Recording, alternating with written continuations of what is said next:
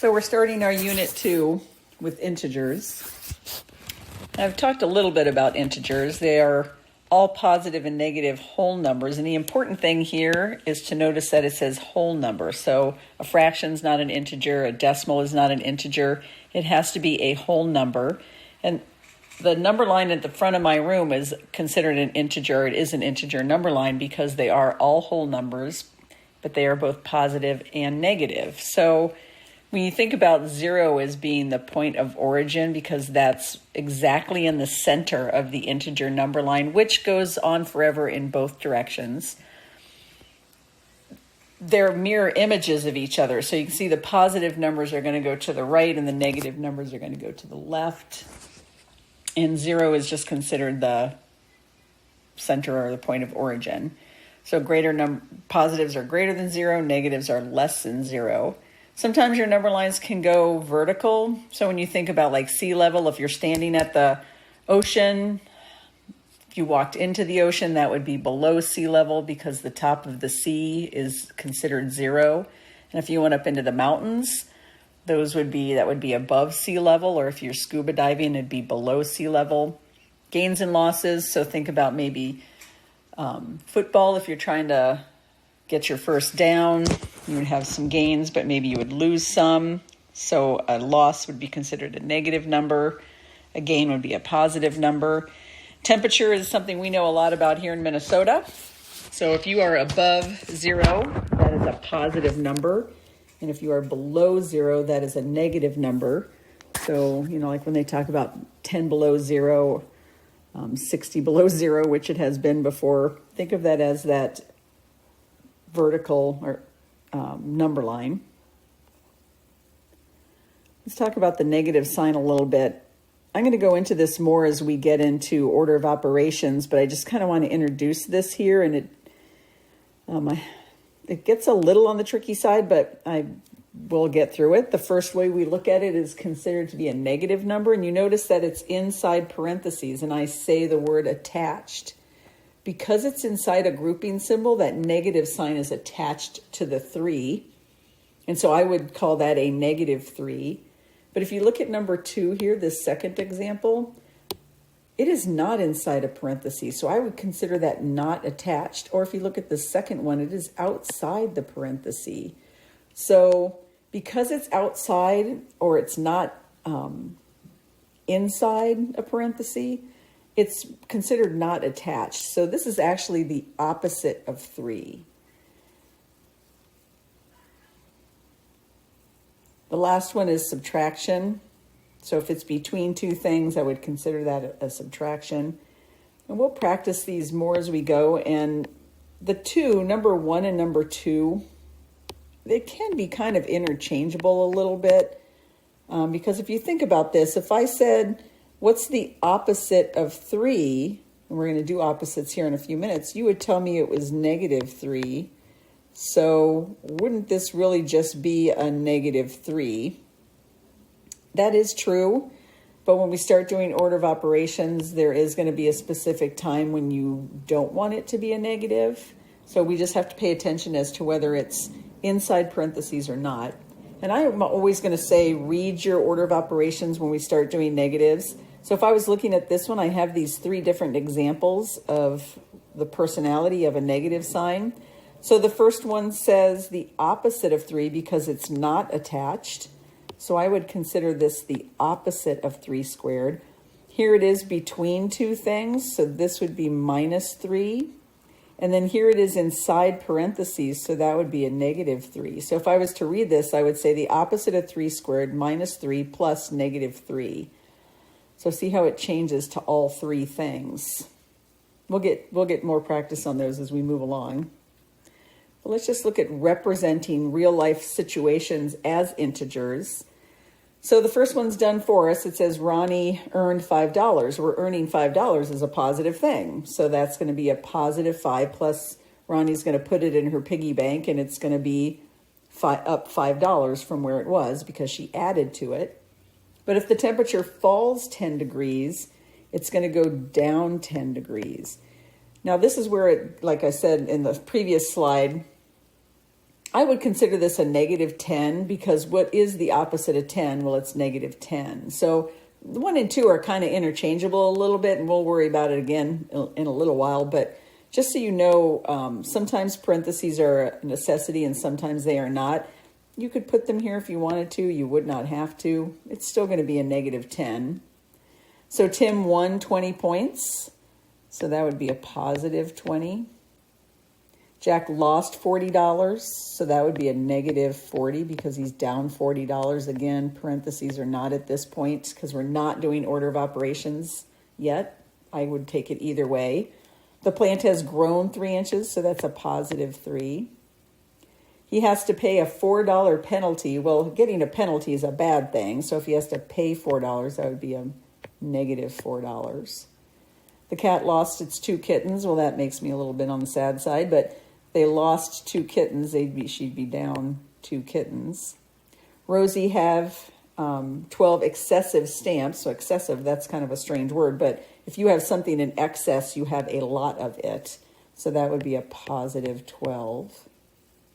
Henry won a lottery amount of $50. Good for Henry. That would be a positive $50. Andy got 7 sets of watches as a gift. I don't know why you would get sets of watches, but a gift is a good thing. So that's positive 7. And then Zach lost a pound since last month. Well, he lost a pound. So that would be a negative 1. So again, with the negatives, parentheses or not at this point is fine. But like I said, we're going to get into that more with order of operations where it really is going to matter whether you have a parenthesis or not. So when you're thinking about ordering integers, think about just having a regular number line. So pretend we don't have these negatives down here. We just have the 0 through positive 10. And as you move to the right on that regular number line, numbers get larger and larger and larger. Well, it works the same going the opposite direction. They get smaller and smaller and smaller as you turn towards 0. Once you pass over 0 into the negative numbers, the small doesn't go away. So in other words, what I'm saying is, let's start up here at positive 10. That's the largest number on this number line. And as I move to the left, the numbers get smaller, smaller, smaller, smaller, smaller. I pass past 0, they continue to get smaller. Smaller, smaller, smaller, smaller, smaller. So as you move to the left on an integer number line, your numbers get smaller. And as I move to the right on an integer number line, your numbers get larger. So what I want you to notice about that, or think about that, is the larger a negative number is, the smaller it is, because the farther away from 0 it's getting, and we're moving to the left. So as we move to the left on an integer number line, everything gets smaller.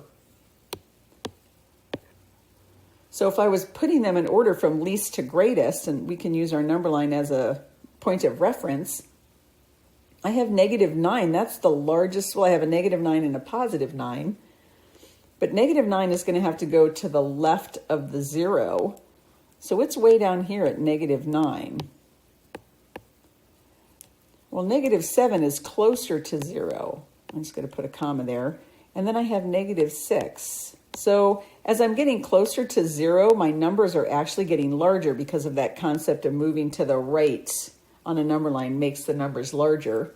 And now they just are regular, like whole numbers. So next is going to be my 3, then my 5, and my 9.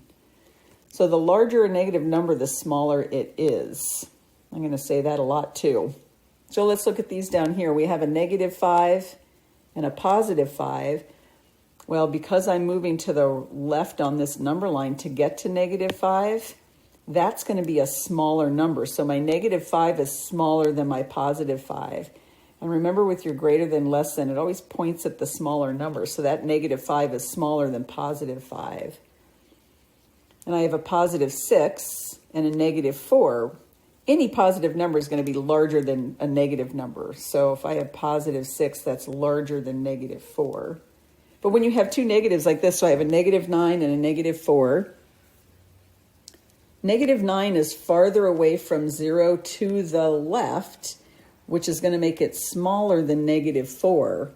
You could think about it as in degrees or money or a loss on a football play. So if you lost 9 yards, that's, a larger loss, or that's more negative than losing 4 yards. So you'd rather lose 4 yards than 9 yards. So, -9 is smaller than -4 because it's farther away from 0. And then you have a positive number and a negative number. Again, your positive numbers are always going to be larger than your negative numbers.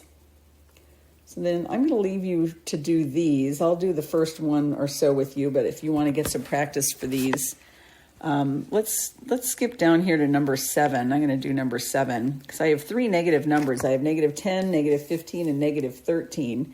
Well, the largest negative number I have is 15. That makes it the smallest. It's the farthest away from 0, so it makes it the smallest because you're moving left on that number line. Then becomes -13, and then -10. I'm getting closer to 0 as I put these negative numbers on. Well, then I jump over to 11 and 14. So the larger a negative number, the smaller it is when you're ordering from least to greatest. You can fill those out a couple of times, on your own. So now we have opposites. So that was kind of that opposite thing where I said, the opposite of 3 is a -3, right? That would be a -3. So we're going to look a little bit more at this kind of concept in this slide.